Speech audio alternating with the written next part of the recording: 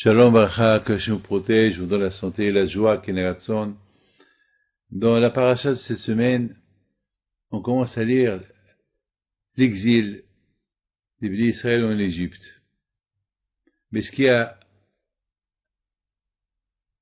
renforcé l'union des Juifs en Égypte, c'est parce qu'ils ont respecté trois choses. Leur nom, ils n'ont pas changé leur nom, ils n'ont pas changé leurs vêtements, ils n'ont pas changé leur langue. Et c'est ça ce que la Torah dit. Et les Shemot Bénis Israël, voici les noms des Bénis Israël lorsqu'ils sont descendus en Égypte. C'est-à-dire de la même façon qu'ils ont préservé leur nom là où ils étaient, même en Égypte, ils ont gardé leur nom. Ça veut dire qu'ils n'ont pas changé les noms juifs contre d'autres noms.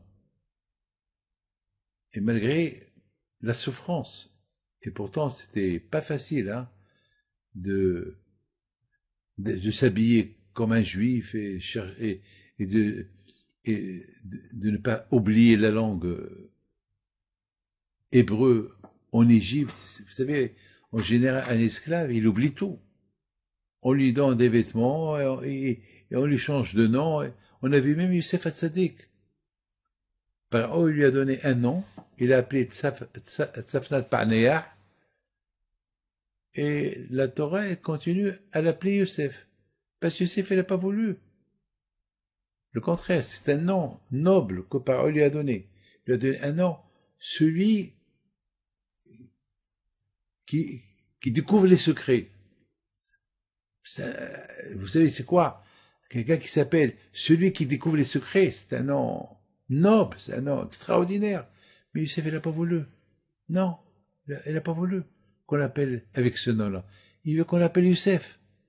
Comme sa mère. Sa mère, elle l'appelait Youssef. C'est quoi Youssef? Ajoute. C'est quoi ajoute? Ça le rappelle toujours, il faut ajouter dans le service d'Hachem. Vous savez, ce matin, j'ai lu quelque chose de magnifique. Ce matin, j'ai lu que quelqu'un il a fait des fautes. Il a fait tchouva. Il demande pardon à Hachem. Mais qu'est-ce qu'il peut faire pour ne pas retomber dans cette même faute? Parce que vous savez, ça, il est fort. On faute, on fait pénitence, on demande à Hachem pardon, et après on retombe encore. Et après on fait pénitence, encore on retombe. Le seul moyen, c'est étudier la Torah. C'est le médicament de ne pas refauter. L'étude de la Torah. La Torah te protège. Il faut ajouter. Alors il y a quelqu'un qui va me dire, mais j'étudie. Il faut ajouter. Il y a plein de temps pour ajouter. Le temps au lieu de passer ton temps avec les réseaux sociaux, passer ton temps avec avoir des bêtises, étudier un peu. Étudier même les histoires des tzadikim. Youssef Hatzadik alav hashalom, sa mère elle l'appelait Youssef. Pourquoi elle l'appelait Youssef? Pour qu'il se rappelle Youssef. Toujours tu ajoutes. Toujours tu ajoutes. Ajoute quoi? Ajoute dans Avodat Hashem, dans le service d'Hachem.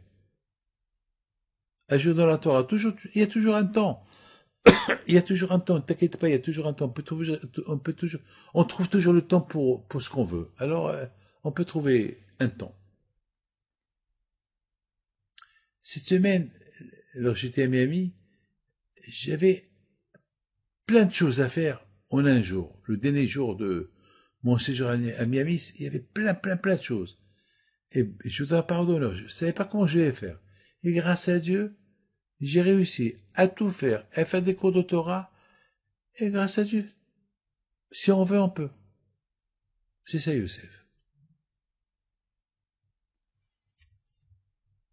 La Torah, elle nous raconte la force des Juifs en Égypte, ce qui les a le plus aidés à vivre, à survivre l'esclavage et survivre autant que peuple en Égypte,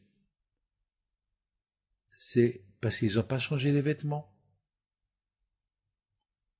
Le nom et la langue. Voilà, c'est tout.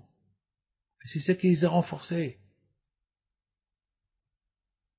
Et en plus, c'est écrit, Vakashi, Ano, Tokeve, faire les fausses. Et en plus, la Torah nous raconte que de plus, que les Égyptiens, ils ont voulu les faire souffrir de plus en plus, de plus, pour les réduire, parce qu'ils ont vu qu'ils se multiplient. Ils se multiplient. Alors ils leur ont donné des travaux forcés pour qu'ils meurent, pour qu'ils crèvent. Et c'était le contraire. Et de plus que les Égyptiens vont les faire souffrir, ils vont se multiplier encore plus. Nous, pourquoi des fois on croit, lorsqu'on garde notre religion, on perd. C'est pas vrai. On est gagnant. On est gagnant. Ça dépend comment tu fais ta religion. Tu l'as fait avec bon cœur, avec joie. T'as rien à craindre. Vous savez, mes amis, il y a beaucoup de gens qui disent, on est en Amérique, on est en France, on est là, c'est la mode, ça, Écoutez. Yaakov Abinu alav shalom. Akadosh Baruch Hu lui a donné 12 enfants. Ces 12 enfants, ils étaient tous des tzadikim, des prophètes. Ils ont été éduqués par leur maman. Léa, Rachel, Bilha, Zilpa. Les 4. Ils avaient des enfants différents. Léa, elle avait ses enfants, ses propres enfants. Rachel, elle avait ses propres enfants. Bilha, elle avait ses propres enfants. Et Zilpa, elle avait des propres enfants. Et ils les ont élevés dans une harmonie d'ahdout, d'union, d'amour vis-à-vis de Akadosh Baruch Hu. À tel point que Youssef Hatzadik, écoutez bien ce que je vous dis, lorsqu'il a été vendu en Égypte, il était esclave en Égypte, un bel homme, que toutes les femmes voulaient de lui. Lui, il est resté serein avec Hachem. Et même que cette femme-là, elle l'embêtait chaque jour. Chaque jour, elle changeait des vêtements. Pendant 1 an, elle l'embête pour qu'il va avec elle, pour avoir des relations avec elle. Elle était prête à lui donner n'importe quoi. Il n'a rien voulu savoir. Il avait le Sahara. Qu'est-ce qu'il a sauvé? Ce qu'il a sauvé, c'est son nom. Il n'a pas eu honte de dire je suis juif.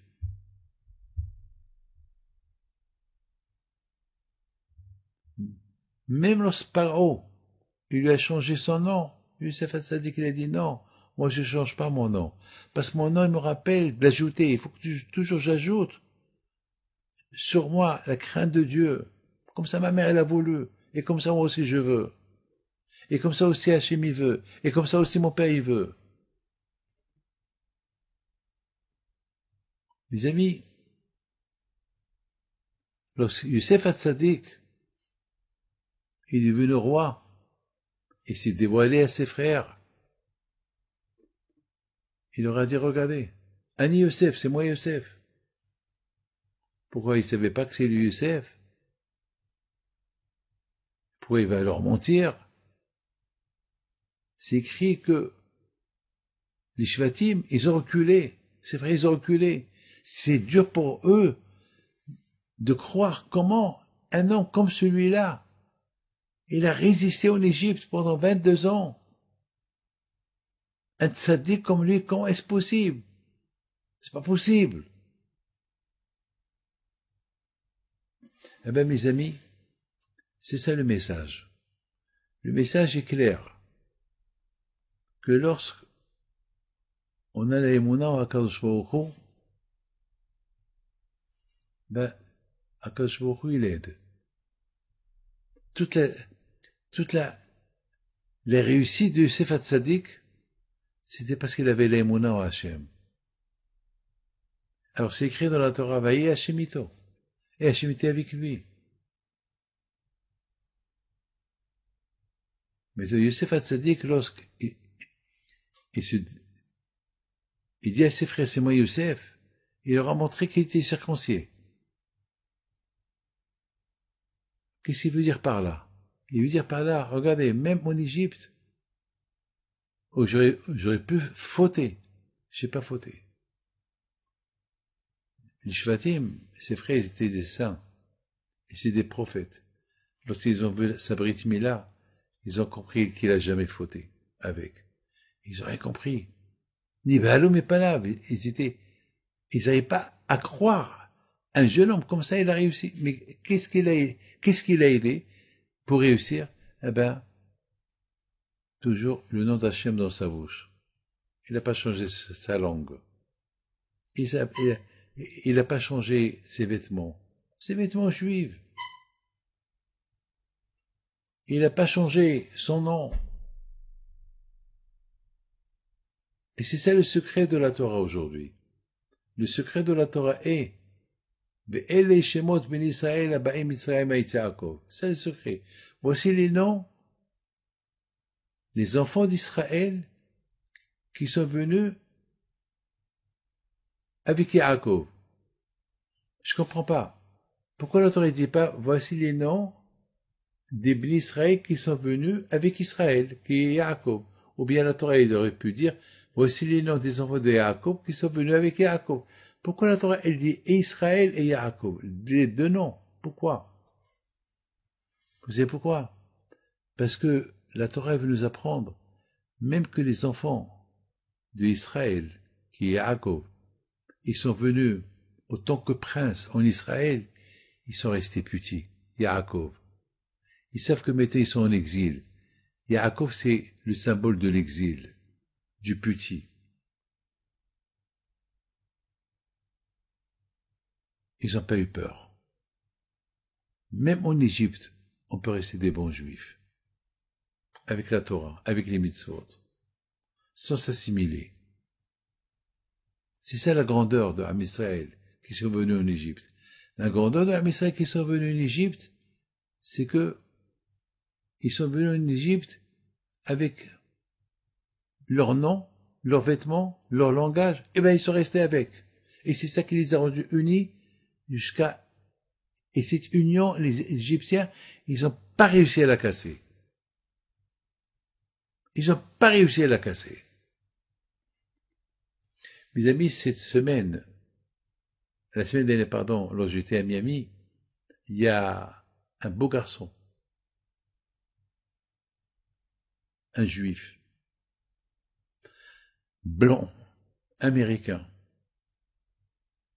que dès qu'il est rentré chez moi, il m'a dit, Rabbi David, j'ai eu beaucoup de problèmes parce que bon Dieu m'a donné un beau visage. Et c'est vrai, c'est un bel homme. Et là où je vais, toutes les femmes me regardent. Une fois même, j'ai eu des avances de ma patronne qui était prête à me donner la moitié de son business, hein, que je faute avec elle. Comme ça il m'a dit. Et il dit, je ne veux pas, je veux rester vierge. Je ne veux pas aller, non, je veux que je me marie. Je suis resté bête devant un tel homme, comme il me parlait. Je lui dis, d'où tu as eu les forces? Il m'a dit, j'ai fait ce que Yosef Hatzadik il a fait. Ça veut dire que Yosef Hatzadik c'était un symbole. Si lui il a réussi, quiconque peut réussir. Mais il y a des conditions pour réussir. Et c'est quoi les conditions? Être attaché à Dieu. Parce que les forces, elles viennent de Dieu. Parce que c'est pas possible de surmonter le Sahara. C'est impossible. Même nos sages, ils le disent. Le Hashem ozelo et no echolo. Même nos sages, ils disent que c'est pas possible de battre le Sahara. Mais lorsque tu montres que tu veux le battre, alors Hashem t'aide. C'est ça Youssef. Youssef du verbe ajouter. C'est-à-dire que Tu veux que Hachem t'aide? Ajoute. Ajuste ta avodat Hachem. Et Hachem t'aide. Donc Hachem, il voit que Vémet, tu veux ajouter, tu veux faire, alors que je pourrais t'aide. Mes amis, on a vu que à la fin, les Israël, ils ont prié à Hachem, la force de la prière. La force de la prière. Lorsqu'on a l'émouna, en Akadosh Baruch Hu, cette émouna, elle vient d'où? Ben, cette émouna, mes amis, il y a beaucoup de gens qui ont la foi, mais ils ne prient pas. C'est une contradiction. Parce que si tu crois, il faut prier. Prier, tu demandes, c'est quoi la prière? La prière, c'est des éloges à Akadosh Baruch Hu. Tu demandes à Hachem, tu montres à Hachem que tu dépends de lui. C'est ça la prière. T'as un problème, ta solution c'est Hachem. Et Israël, ils ont prié.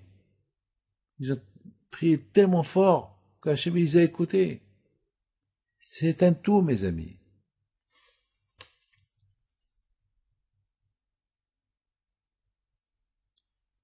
Regardez.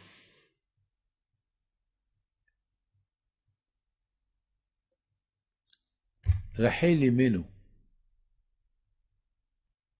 Elle a prié pour avoir des enfants. À la fin, elle a eu.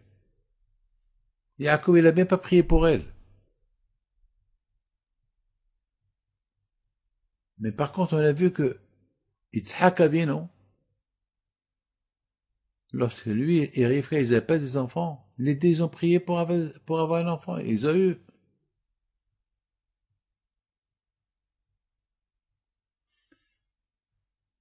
Si déjà on a la foi en Dieu, si déjà on fait tout pour rester unis, super. Il faut prier. La prière, ça renforce la émouna. La prière, ça renforce beaucoup la émouna. Vous savez, il y a une femme qui m'a raconté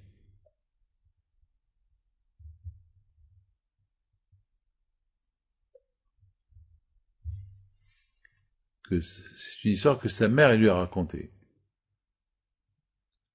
Une fois, Rabbi Haim Pinto, il passait au Melah, et Rabbi Haim Pinto, il a vu la mère de cette femme qui m'a raconté, il l'a appelé.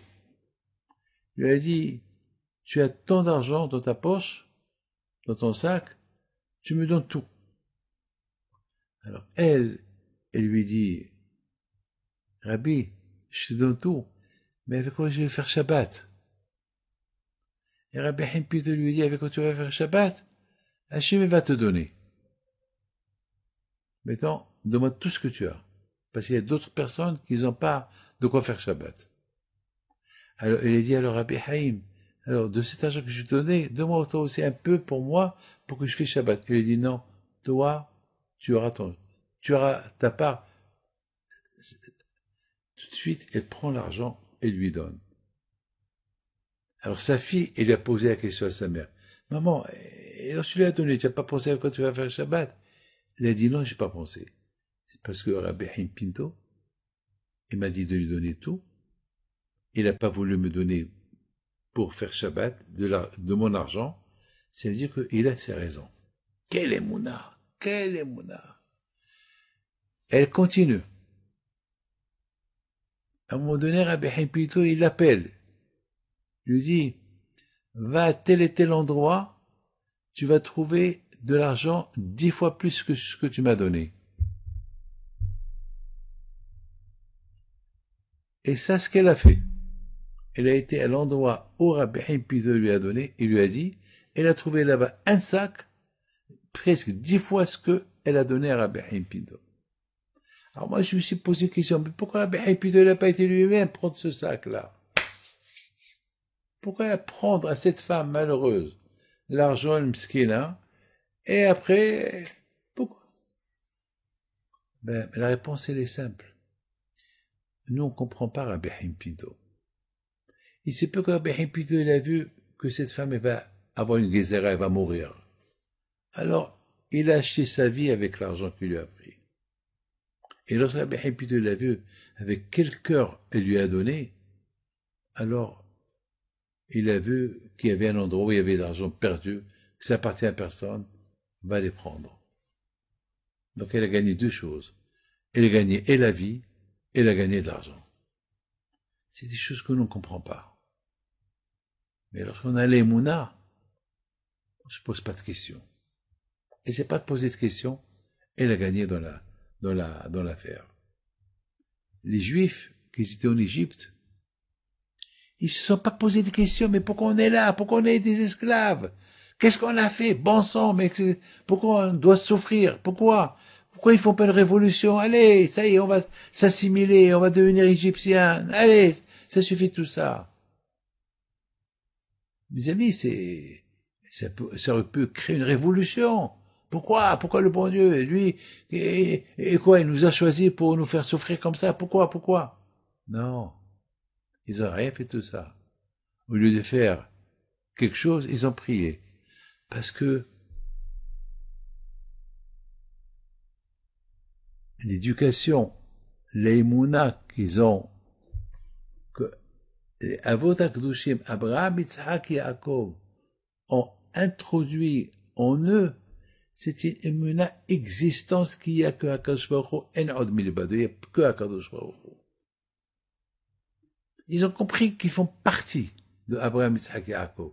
Ils font partie des souffrances, ils font partie de la émouna, en cas, ils font partie il n'y a que Hachem, il n'y a pas un autre. Ils font partie de ça. Ils peuvent pas se révolter contre quelque chose. C'est comme par exemple, moi, j'ai 10 doigts, je peux pas me dire, tiens, je veux couper quelques doigts parce qu'ils me gênent. Non, mes doigts, ça fait partie de moi. Ils ont compris que les noms, le langage, les vêtements, ça fait partie de leur judaïsme. Ils n'ont pas jeté tout ça, non. Ils avaient l'aïmouna, ils avaient la foi en Kadosh Baruch Hu, il va arriver ce Messie-là, il va arriver celui-là qui va nous libérer d'ici. À nous de tenir bon, pourquoi on va perdre? Pourquoi on va changer notre vraie liberté pour des bêtises, avec des noms et des, pourquoi tout ça? Pourquoi? On va pas changer à Kadosh Baruch Hu contre quelqu'un d'autre. Mais les Juifs qui sont venus, les Shvatim, les 10 frères qui sont venus, voici les noms des 10 frères de Youssef qui sont venus en Égypte. Ils sont venus comme des princes en Égypte, là où ils vont être en exil, ah ben, ils sont restés toujours, même en exil, ils sont restés princes. Même dans les souffrances, ils sont restés princes. Et le contraire. Au lieu de se révolter, ils ont prié. Ah, Kadosh Baruch Hu. Parce que Kadosh Baruch Hu les a libérés. Que Hachem vous protège, je vous donne la bracha v'atzlacha. Amen.